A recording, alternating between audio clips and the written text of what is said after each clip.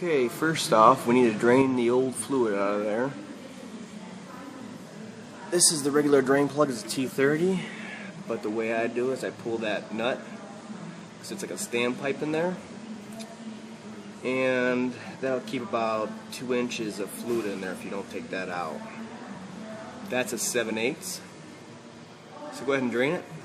Once it's drained, we can start pulling these pan bolts. They're 8mm all the way around.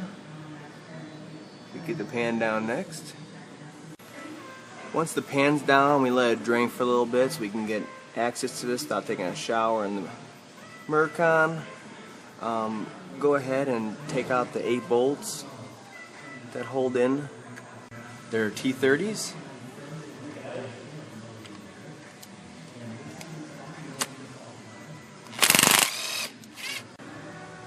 Alright, it's time to pull the bulkhead connector off here so we can get the solenoid pack down. Once all 8 bolts are out, it's going to be stuck in where it sticks through the pass-through here for the bulkhead connector from corrosion and all that stuff. So after the 8 bolts, it's going to be loose. You just need to wiggle it so you get it out of here because it's a double O-ring, and it's going to be stuck right there. So just wiggle it and pull it down. Once it's down, take a look at it, make sure there's no brass flakes or chunks in any of these passages or coated to the solenoids here or anything like that. And also check your pan, the bottom of the pan, and make sure there's nothing down in there also. That's not normal. That's, from what I heard, the common area for that to come from is the overdrive planetary, which that contamination has got in here and killed the solenoid pack, and it's going to kill a new one. So if you see any of that, you should stop right now, or take your chances and clean it up. Go from there. Alright, before it goes back in, make sure you clean this plate off in case you got anything on there. Got the seal right, and you want to be able to look at it so you can see if there's any tears and such. Make sure your hole for your pass-through for your connector here is cleaned up. Where it seals down here, where it's shiny, I've cleaned it up. That rust on top, that part is after the seals, and that doesn't matter. This part's the double O-ring seal area. Just clean that up and then lube it up with some trans fluid, and we're ready to pop it in there and start torquing it down. Alright, put the 8 bolts in there. 7 of them are the same length, and then that one right there is a shorty. So there they are, all in there loose, so it can be lined up properly. It's fully pushed into the pass-through, and now we can torque them down in sequence. Go ahead and torque them down to spec. It's 71 inch-pounds. I'll be putting up the link to it, the actual torque pattern, and the description down there for you. Now that your pack is all torqued down, all 8 bolts, you can go ahead and put the bulkhead connector back in. Make sure none of those pins are corroded. And then put a little bit of grease in those 2 O-rings. There's no need to change them as long as they're not torn. And then it goes back up in there the same way it came out. Just push it down all the way. And then you can start that bolt, that 10mm bolt. And then you just snug that back down till it's seated. A gear wrench like this with a flex head at the end is a lifesaver in this situation. Makes this job so easy. So snug her up, and then we'll get to the putting the pan back up.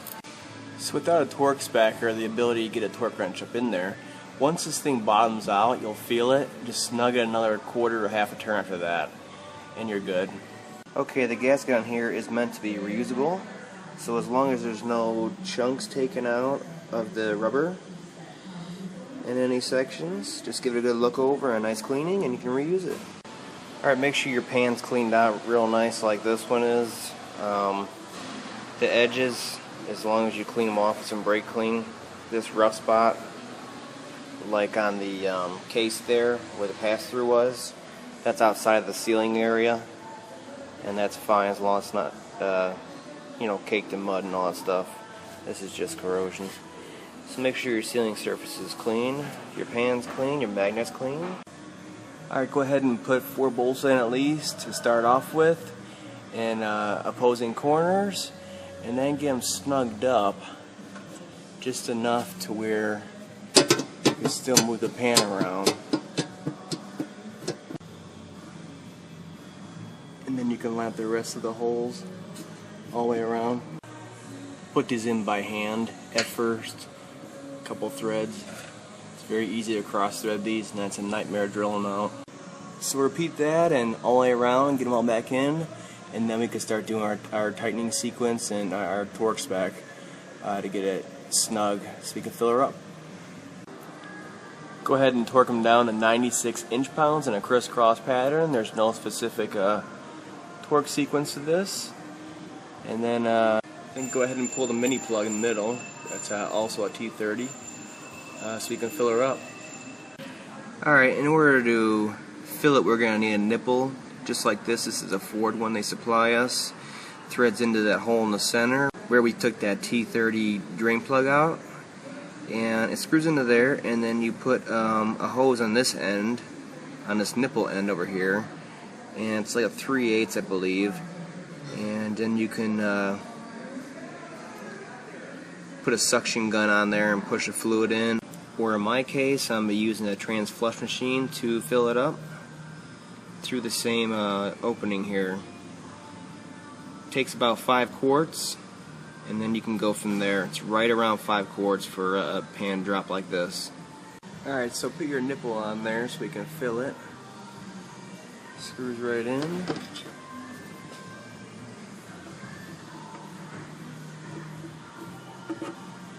And then you can put your suction gun on like that and pump the fluid into it. Alright, once you got 5 quarts in there, it's safe to start it. Go ahead and start it, let it idle, and come down here and keep filling with your suction gun until it starts spilling out of this hole. Take your suction gun off, and you'll see it coming out like that in a constant stream. That's good. Let it keep doing that until the trans fluid temperature is around 80 to 120 degrees, which is about, I would say, 8 to 10, between 5 to 10 minutes of runtime, depending on the ambient temperature. And let it drain. This is why it's good to overfill, then it'll adjust by itself, auto adjust to the right level, the right temperature. And I'll show you what it looks like when it's ready to be plugged up. At this point, with the trans temping between 80 to 120 degrees, waves dripping right now, it's perfect. Perfect level. Alright, once the level's set right, we can go ahead and put that drain plug back in and tighten it up with your T30 and just snug it up. There's no sealant required on those threads. Alright, next we can go up top and clear the PCM's memory so we can learn those adaptive shifts again and the engagements, so we can set the parameters for that and have our engagement quality back. And then we can go for a test drive and relearn the shifts. Now for the 02 to 05 Explorers with the 5R55S transmission, you're going to want to do your engagements first. So you got it in park, you learn your idle values already, and then go through, and then to each gear, reverse, neutral, drive, and wait in those gears for 5 to 10 seconds before changing. It's one of the things in that particular year's calibration that you want to let it learn.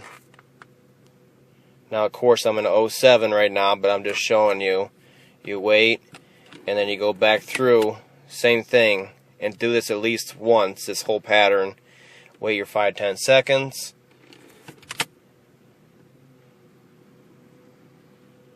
This way it can do its learning.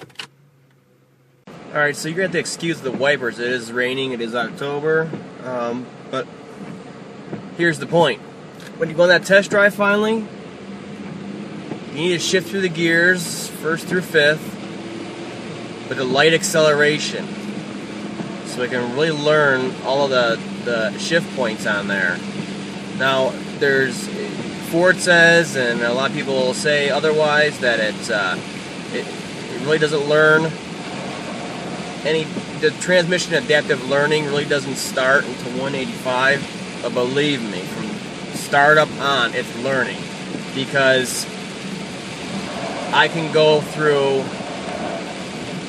on test drives, especially on the Super Duties with torque shifts, and you'll fix something or not even nothing to do with the trans, and you'll reset that memory in the trans, and you'll go for a drive and it'll flare like crazy until you get a few blocks down, which, mind you, it's still cold, and then all of a sudden you get to a stop sign a few blocks down after it's been driven through the gears.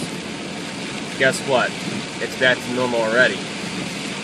Now, what I think Ford and everybody else is talking about is that the fine points, the fine shift exact milliseconds and everything it uses for timing of the shifts is not being learned until 185, 175 on, or hotter. So it's something to note. Get your initial learning done, and then within the next few days, just be mindful to not do any aggressive driving or behavior, and it'll learn the shift points properly and really get you back to where it feels like new again with the shifting. So go ahead and do that, and like I said, be mindful the next few days. If you can, go on a longer trip till it's hot, and then it can learn fully a little sooner than later, and enjoy your new finely shifting transmission. This one's shifting great, and we got another satisfied customer down the road.